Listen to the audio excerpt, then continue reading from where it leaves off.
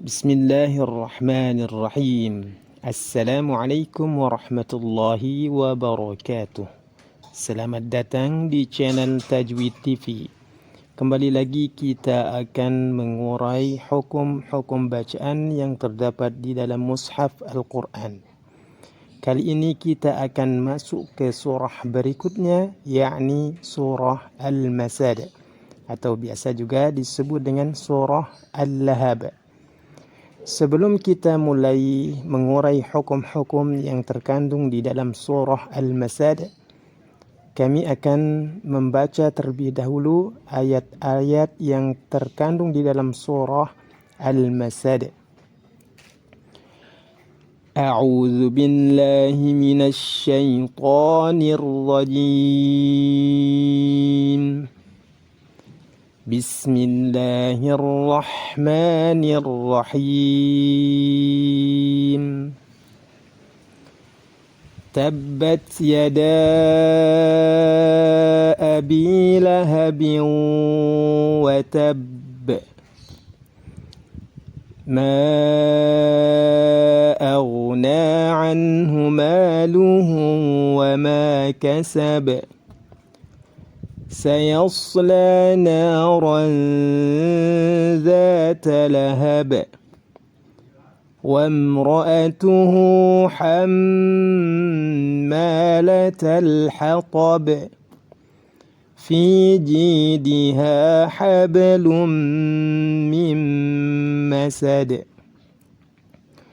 Baik, teman-teman sekalian yang dirahmati Allah Subhanahu wa taala, kita akan mulai mengurai hukum-hukum tajwid yang terkandung di dalam surah Al-Masad. Kita mulai dari ayat pertama. Tabbat yada. Tabbat. Perhatikan. Di situ ada huruf ba yang dalam keadaan bertasydid.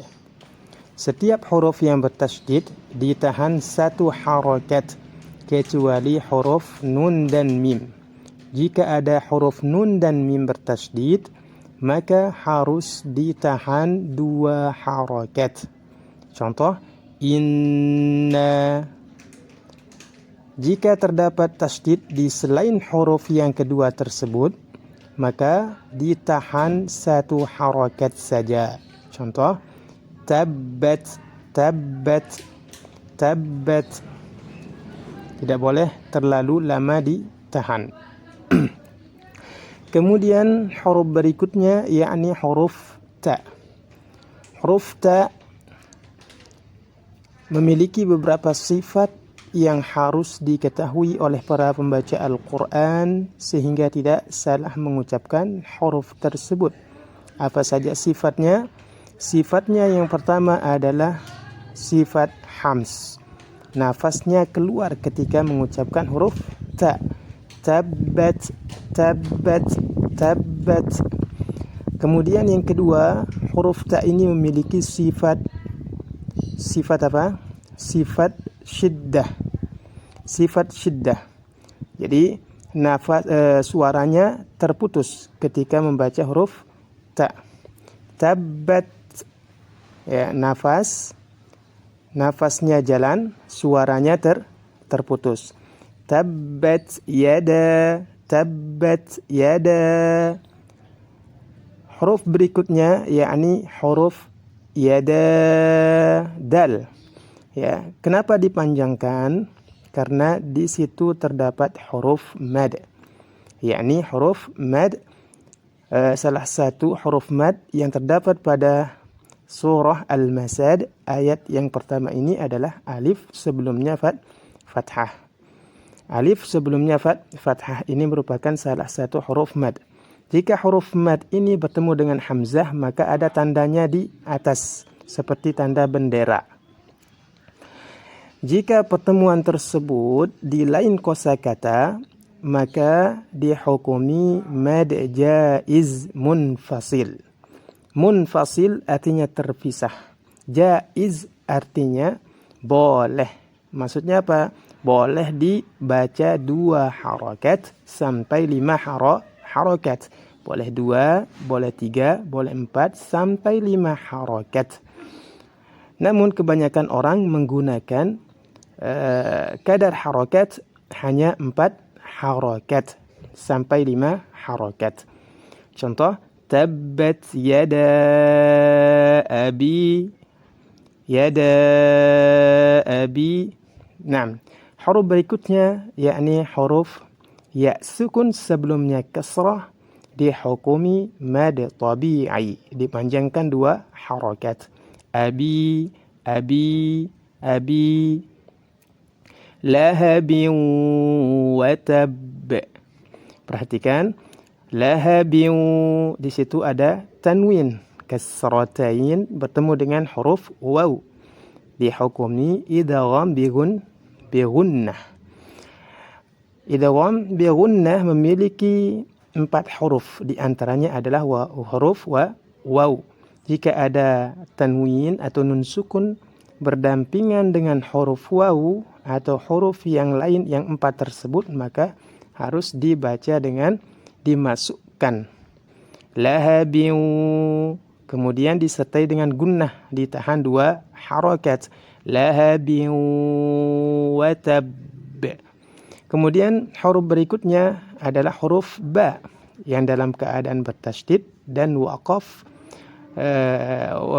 Dalam keadaan bertasydid disertai waqaf. Waqaf di akhir kata. Maka cara membacanya adalah ditahan dulu. Ditahan dulu 1 harakat, kemudian dipantulkan. Watab. Watab. Saya ulang sekali lagi. Tabbat yada abi lahabin watab. Ma auna, ma panjang. Kenapa dipanjangkan? Karena di situ terdapat huruf mad, yakni alif sebelumnya fathah bertemu dengan hamzah.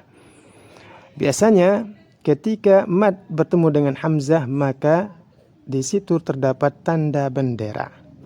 Tanda bendera di atas huruf alif. Nah, inilah yang dimaksud dengan mad jaiz.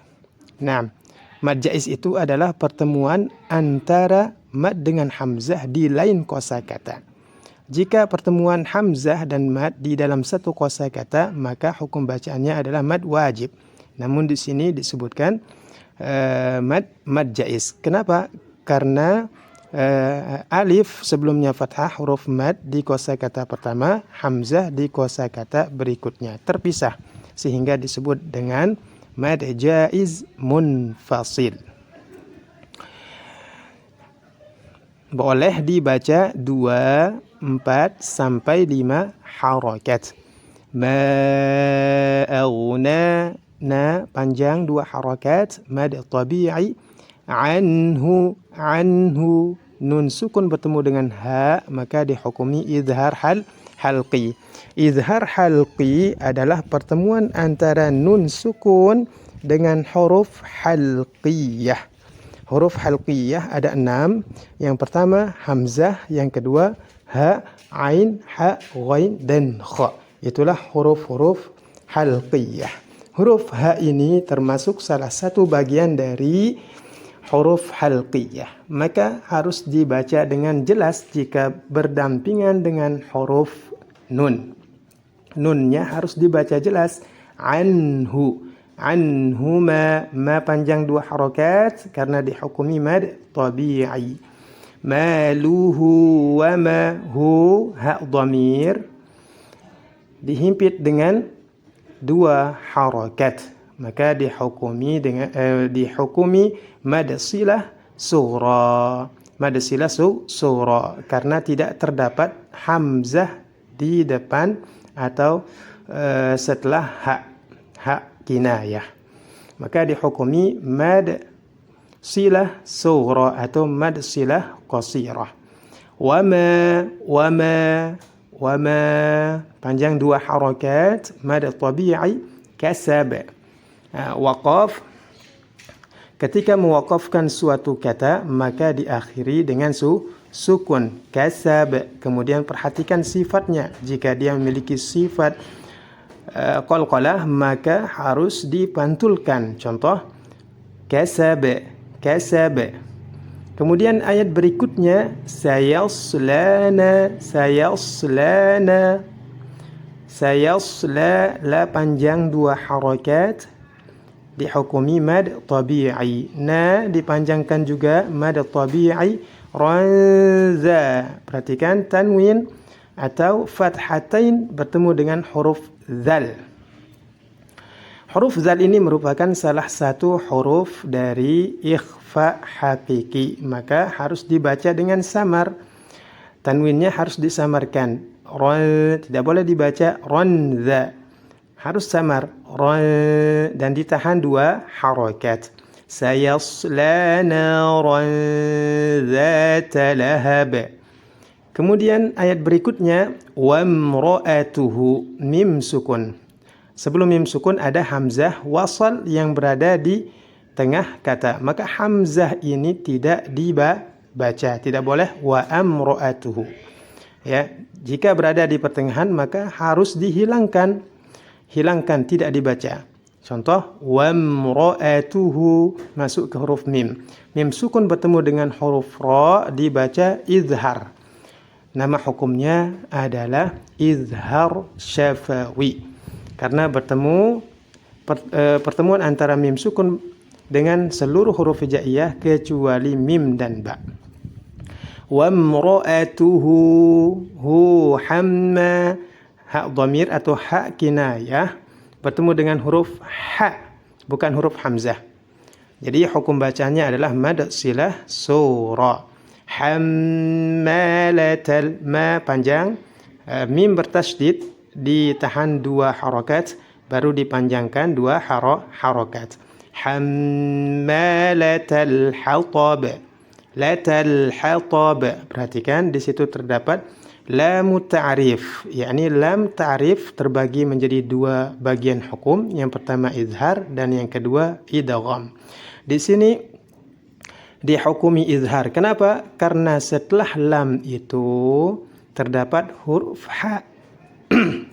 Terdapat huruf ha. Ha ini termasuk salah satu bagian dari hukum huruf qamariyah.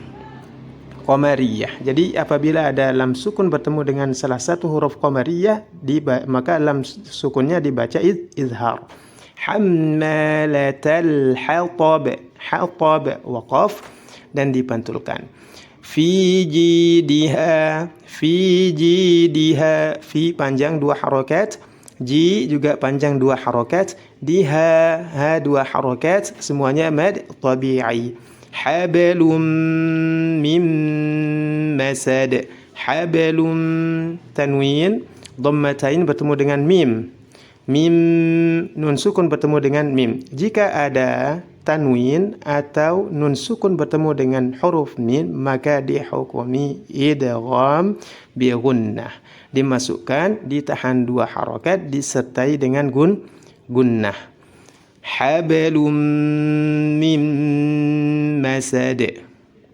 Baik teman-teman sekalian yang dirahmati Allah Subhanahu wa taala, kita membaca kembali dari awal hingga akhir.